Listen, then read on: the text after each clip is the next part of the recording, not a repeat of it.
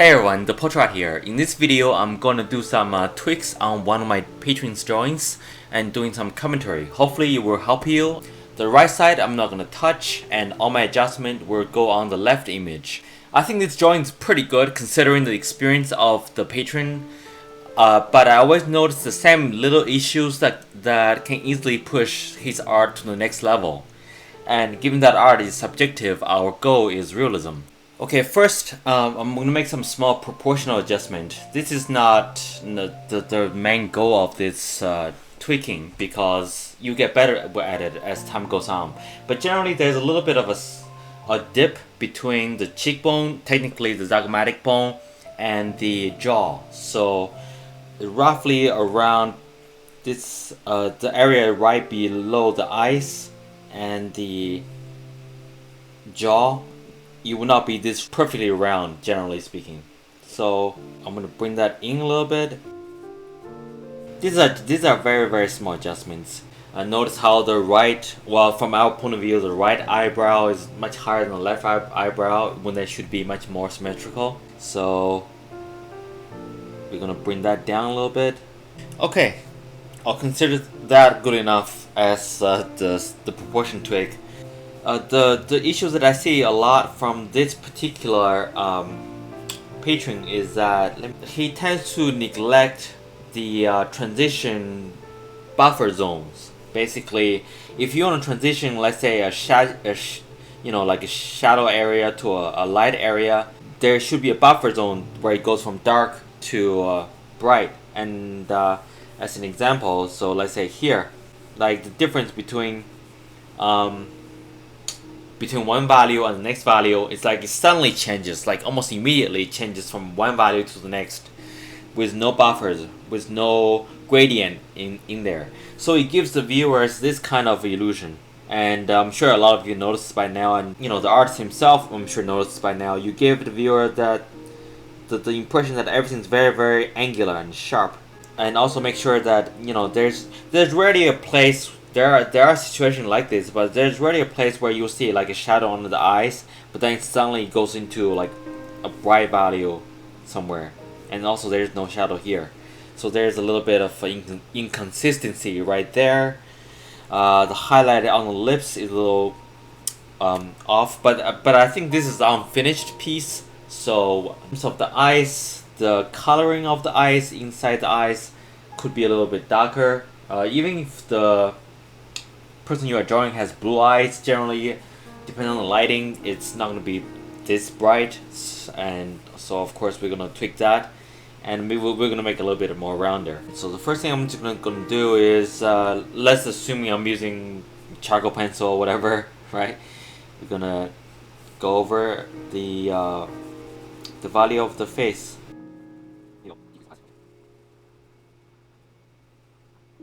Just by doing that, I'm adding kind of an overall mid-tone to the face.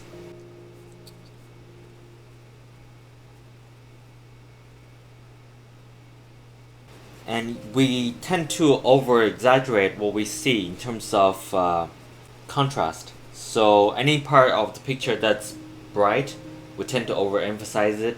And any part of the picture that is dark, we tend to overemphasize it. And we tend to not pay too much attention, especially early on as a beginner, to any area that is a mid-tone value. Because a lot of differences that we tend to notice in the drawings, we always tend to exaggerate them. We tend to think the differences are much larger than what is actually there. And so far I'm just going to give this entire image kind of a mid-tone, because there's very few areas in the image that would be like super bright, and I might go over some of the dark parts that I destroyed with my midtones. I do like how you make sure that the super dark parts in the drawing that describes depth, you are not afraid of using really dark values, which is good because a lot of people have that problem. Now I'm going to start working with some light tones. Typically above the eyebrow, there is a place that catches a little bit more light. If you look at the human skull, it bulges outward, so not uncommon to have a little bit of highlight above the eyebrow. And then between the eyebrow, there typically is kind of a valley, which means it's going to be a little bit darker. And notice carefully about where the light and shadow would be. Okay, notice how now we got rid of this this angle, this crazy angle here. Let me try to pick a color. Right now there's no, we try to get rid of any of such like super sharp angles that would depict the human face. Like, we're not robots, so there's very few places on the human face that would warrant such a very dramatic transition between light and dark.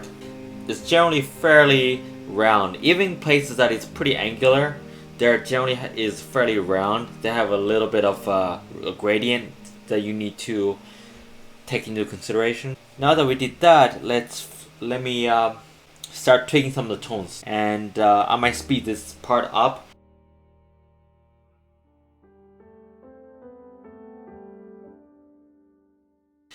Again, the eye and where the pupil is dictate a lot about whether a picture looks like. The eyes are so important basically, so you really want to get the proportion, not just the position correct.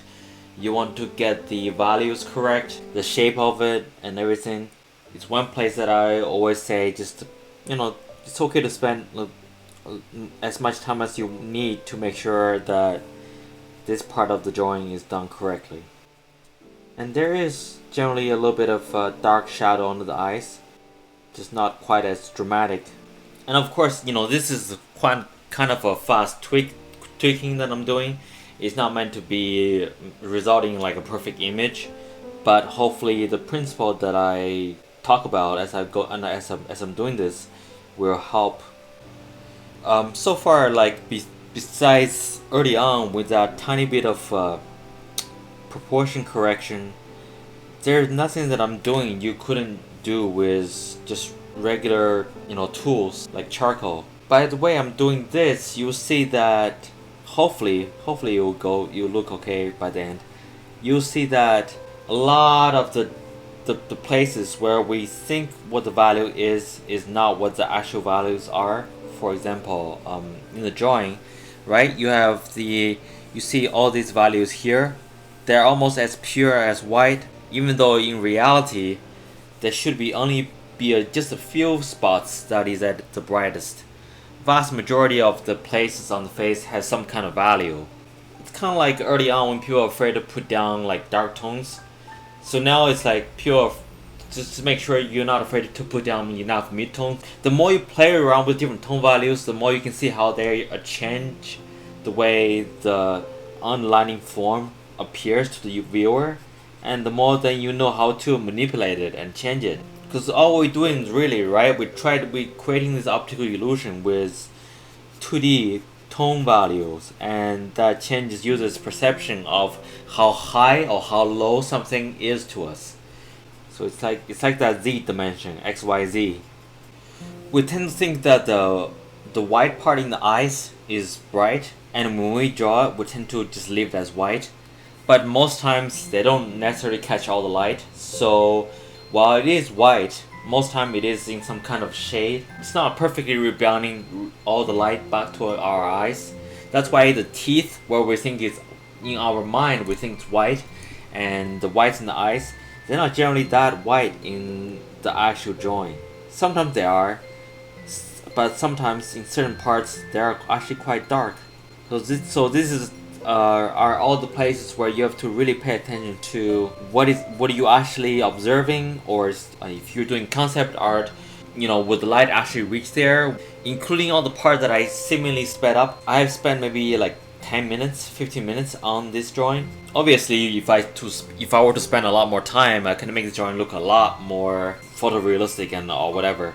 But the point is, I want to show you that the principle, and not to create, you know, like a perfect drawing. It's like, hey, you know, you don't really have to do that much, and suddenly your work becomes a lot more realistic and better.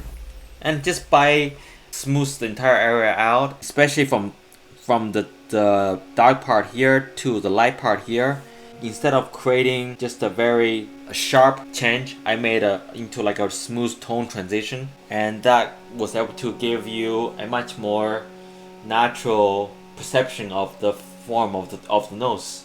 Now I'm just gonna look at any part. Another part about your drawing is that while you had this is always important with regarding the eye.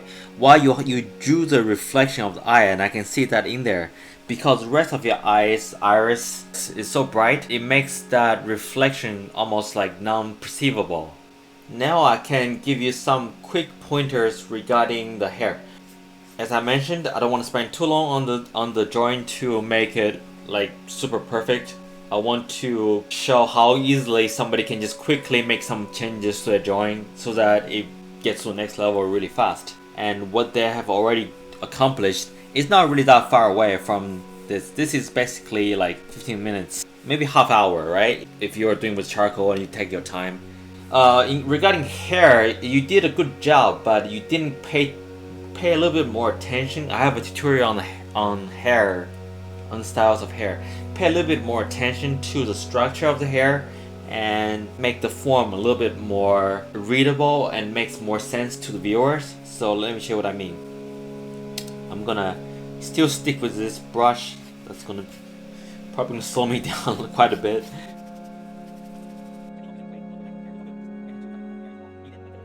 Overall, I'm going to give it a little bit dark tone so I can put the white in there. So we're going to start from here, and I'm sorry guys if this looks terrible, because this is definitely not the brush that I would use for hair. Not something that I'm used to when I'm doing digital work, because they have special brushes that is good for doing hair and so on. But this is how I would. This looks very much like how I would do hair if you see my joints. How I would just use my eraser and create all the highlights in the hair. You'll be able to make the form a little bit more. I wonder if I should make the background a little bit darker. Maybe I should do that, right? Let's do that. Make the background a little bit darker so that we can see the white of the hair comes out. Alright. And when you do highlight of the hair, you do want, you know, certain parts to be super white, especially against the background that is not too dark. And the way I'm doing it, it might not be perfect, so you can probably spend time and really observe what you see and make it the hair even better than what I'm doing. Just follow the path of the highlight that you see, and generally you will do a fine job with it. Make sure the background is dark when it needs to be darkened.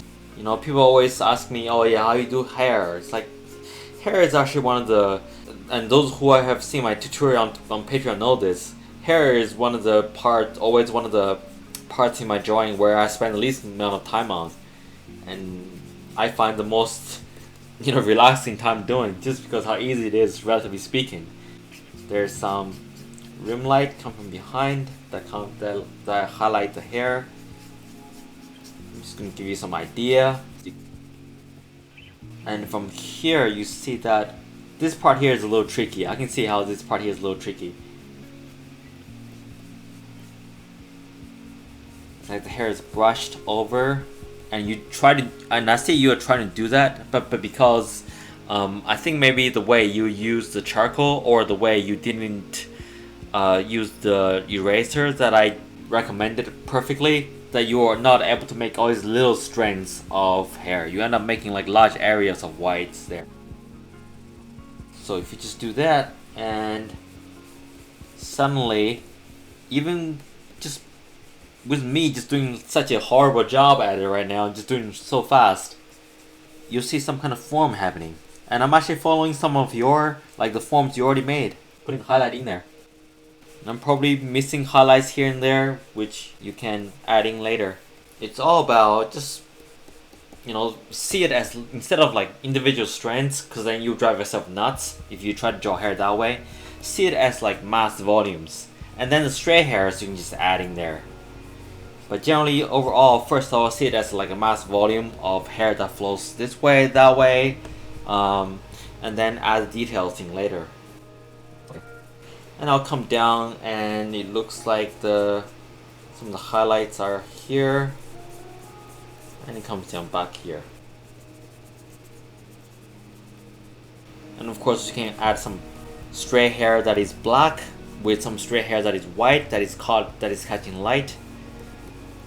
because that's what happens in real life. Some hair are caught in the light and rebound the light in your eyes, and some hair are just faded into are not catching the light, but they're straight hair anyway, and so they're black versus background, and some hairs are white. Sorry, I'm this is your signature right here. I don't want to get covered completely. So alright, so notice the difference that I make. I can keep going, but I don't think that would keep going would provide any more benefit, because my point is really the principle of everything I'm doing. And honestly, I'm looking at the clock right now. I've been spending a total of less than like half an hour maybe on this change, and hopefully you guys can see the difference between the left one and the right one. And the point I want the artist to take away from this is not to be like discouraged or anything like that, but to realize how close your drawing is actually to the left side drawing version. Because all you need to do is to add some, you already covered most of the stuff. I barely touched the proportions that much. I just changed some of the way you would describe form with tone value. And one of the things I would reiterate, as I point out, that I always see in your particular drawing, is that you tend to always make very sharp divisions between different zones, and I want to show you that the difference is actually not that quite big. Vast majority of times our face are in the difference between light and dark values are not huge at all, so you want to keep it a mid-tone and save the highlights for the place that needs the highlights, and use the dark tones on place that needs the dark tones. And another important point that I want to point out is definitely always pay attention to the eyes and make sure the eyes and the iris and the highlight are placed correctly, including the color of the eyes in the white part of the eyeball, because they're never pure white. Same thing with the teeth. Teeth, we think it's pure white, but they're generally in the shadows, so they're never pure white. But overall, great job. I was able to take whatever you did, and I was able to draw this in 20 minutes, half hour. If I were to start from scratch, there's no way I can do that, so take this as realizing how close you actually are to the next level. And I hope you guys were able to take away some tips from this video and find it helpful. Remember, you can always join my Patreon by following the link in the description or on the screen. And I'll probably make this into a series that I would do more consistently if people like to see it. Alright, thanks for watching guys, and I'll talk to you next time. Cheers!